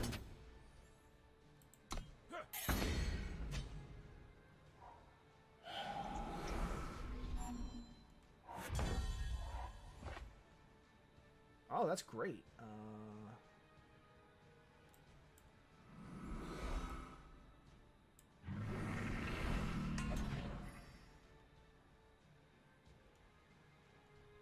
I probably could have actually played this to give everything I draw flying. But, you know, you make mistakes.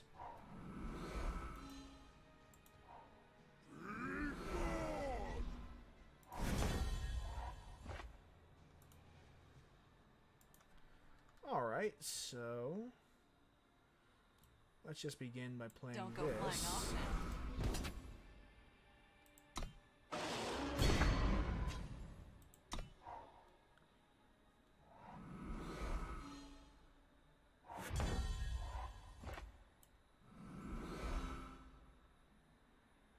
I wonder... Let's just start by attacking.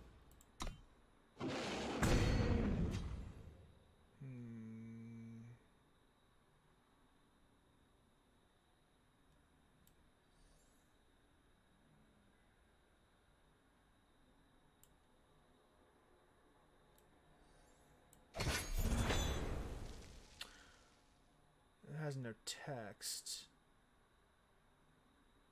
Stunning is not going to help, so I'm just going to silence and stun that. What I wanted is to silence it so she doesn't get the card draw. I can double block this and then destroy its attack.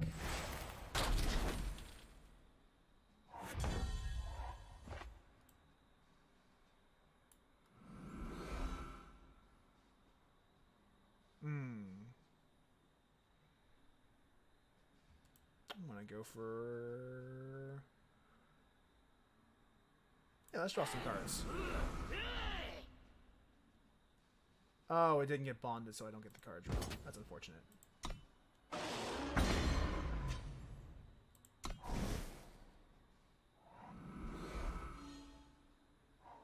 You aren't welcome here.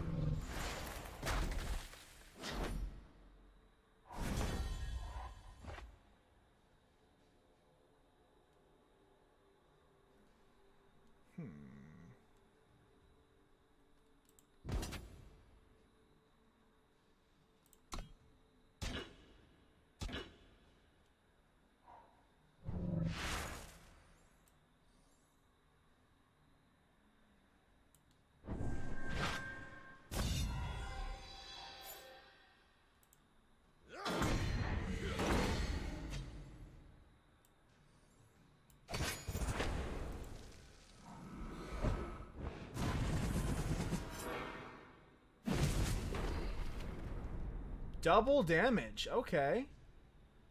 That's cool.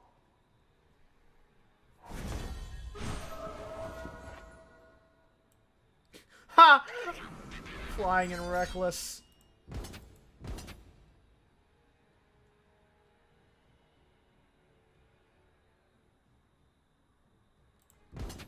Should probably try... Yeah, that's lethal. Should be.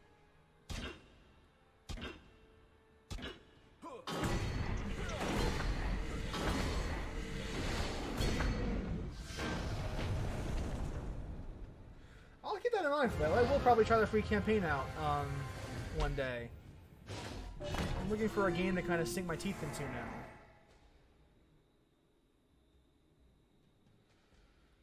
I probably have time for 1 or 2 more games because I kind of want to wrap up around 10ish as usual.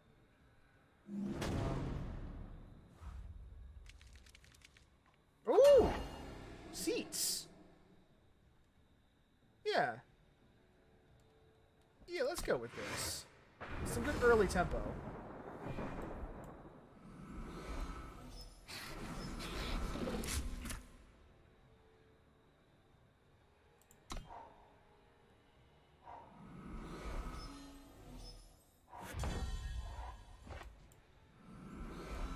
Do as I do.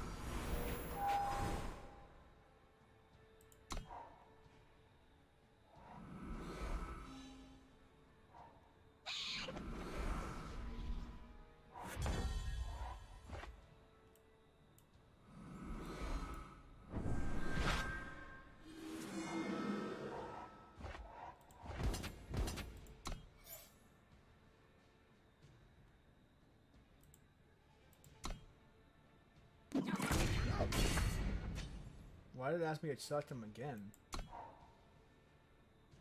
weird. I bring word.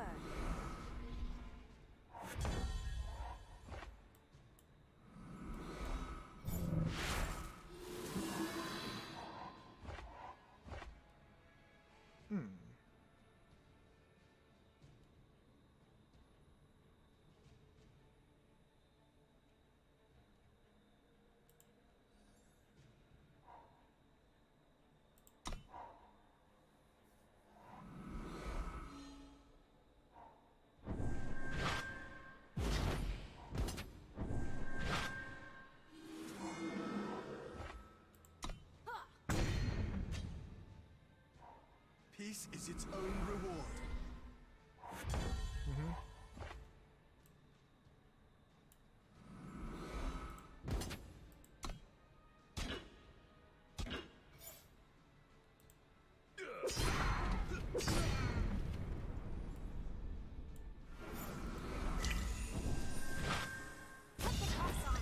Okay, yeah.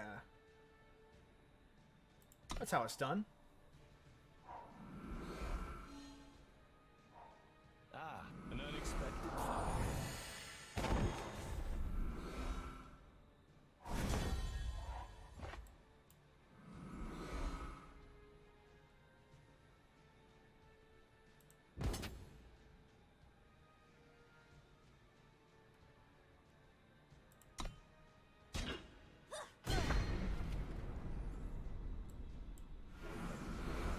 Die, traitor! Nice.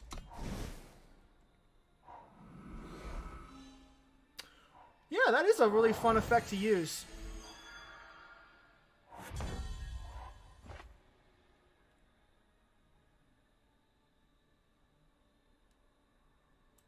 I'm gonna play this so I can start getting some, I'm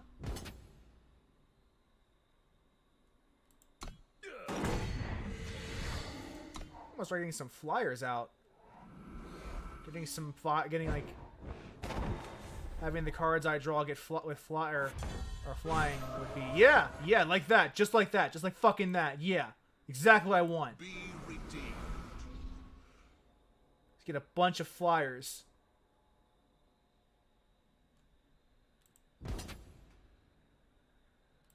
Bunch of aerial boys.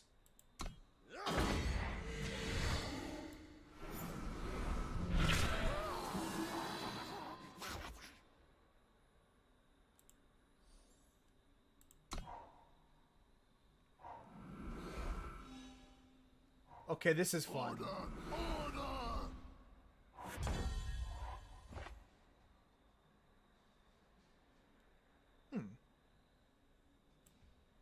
Secure the gate.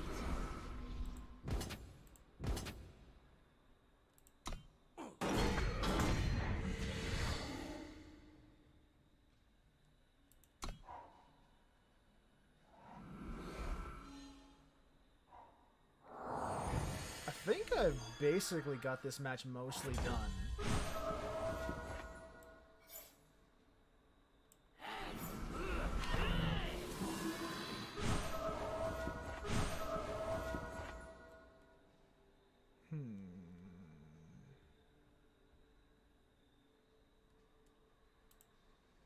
I discard these actually.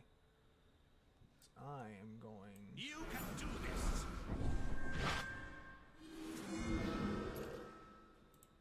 Yeah, now we're gonna get to some fun things are gonna happen. We're gonna attack with the 5/5.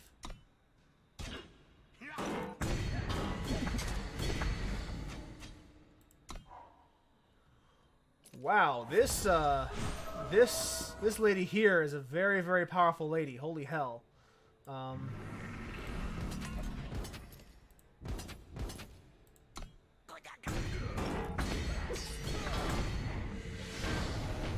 That was something.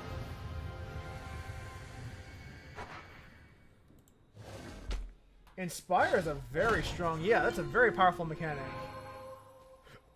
But I think that's actually enough for me for tonight. come back in an hour, and a couple friends of mine will be maybe streaming. We're not sure if we're gonna play. I'm not sure if we're gonna stream it. We're gonna play a game of Commander. If you're still here, you'll get the notification if you subscribe. If we actually end up streaming that. If not, well, we're gonna have some fun. And tomorrow, my friends Alduin and Will be back, and we will continue Disclosure Alert Alpha Protocol. Or Closure Alert Alpha Protocol, I should say. So, tune in for that. Thank you guys so much. Thank you, Plato, for joining the stream and for chatting with about Eternal with me for a bit. I really appreciated that. I really think this is a fun game that I can definitely see myself sinking some time into. You guys just have fun. Take care, and thank you for watching.